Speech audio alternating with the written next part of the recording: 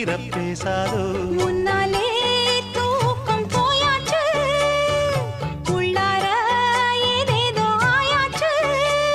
நான் ஏரிக்கர மேலிருந்து 8 திசை பார்த்திருந்து ஏந்திழைக்கு காத்திருந்தேன் காணல்ல